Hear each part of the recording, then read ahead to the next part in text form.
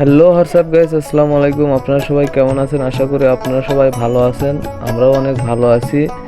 আমরা মূলত যেই জায়গাটায় বর্তমানে আছি সেটা হচ্ছে বগুড়ার শেষ, নাটোরের শুরু, আবার নাটোরের শেষ, বগুড়ার শুরু, এরকম একটা জায়গায়, মানে দুই রাস্তার মাঝামাঝি এই রাস্তাটা মানে অবস্থিত। আমরা সেই রাস্তা দিয়ে নাটোর দিকে যাচ্ছি, মানে মূল উদ্দেশ্য আমরা নাটোরের দিকে যাব। আমার সাথে আছে ইমন, আর আমি তো আছি, আরও সাথে আছে বড় ভাই এবং আমার সম্পর্কে হয় হলে কাবুই। তে আমরা চারজনে সেই দিকে যাওয়ার জন্য রওনা দিয়েছি। ইতিমধ্যে আমাদের সেই বড় ভাইয়ের সামনে এই যে দেখা যাচ্ছে, একটু একটু মনে হয়। ভাইকে বললাম, আসলে ভাই জায়গাটা কেমন কেমন লাগছে আপনার, এই পরিবেশটা কত সুন্দর, তাই না? ভাই বলতেছে আসলে এই পরিবেশটা অনেক সুন্দর, নিরিবিলি, দেখার মতো একটা পরিবেশ, যা এরকম পরিবেশের সম্মুখীন আগে কখনো হয়নি বা ভাবিওনি যে এইরকম একটা পরিবেশে আমরা যাব।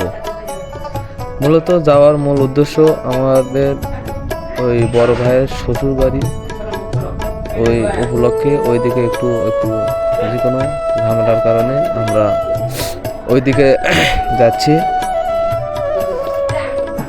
ইতিমধ্যে আমরা প্রায় কাছাকাছি চলে আসছি। এমন তেমন কিছু বলতেছে না, বলতেছে যে আসলে পরিবেশটা অনেক সুন্দর, দেখার মতো দর্শনীয় জায়গা। আপনারা কেউ কখনো এই রাস্তাতে গেছেন কিনা জানি না, কিন্তু রাস্তাটা আসলে অনেক সুন্দর। এদিকে মাঝে মাঝে বৃষ্টি হয়েছে, একার দিকের আবহাওয়া এক এক রকম। সামনে মনে হয় গার্লস স্কুল, তা যেতে যেতে সামনে কয়েকটা ঝিঞ্জির সাথে দেখা হলো।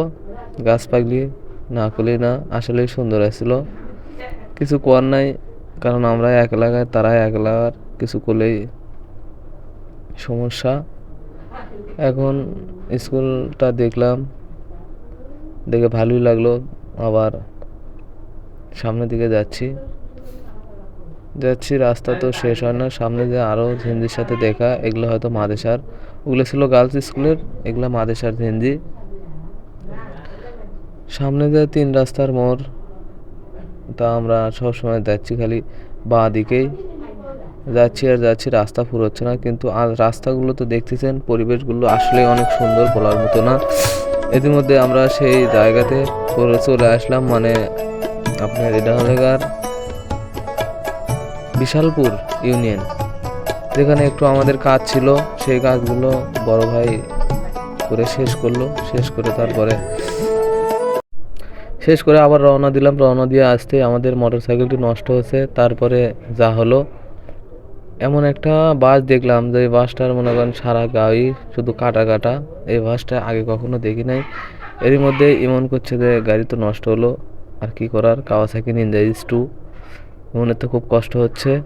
এমন বলতেছে তুই ঠেলা, আমি চড়ে থাকি। বললাম হ, এটাই করি, তাছাড়া তো আর বুদ্ধি নাই। আসলে আশা করে ভিডিওটা কেমন লাগলো আর কেমন হলো একটু কমেন্টে জানাবেন। মাঝে মধ্যে আরও এরকম আরও ভালো ভালো ভিডিও দেওয়ার জন্য আপনাদের সাথে আবার চলে আসবো। ধন্যবাদ।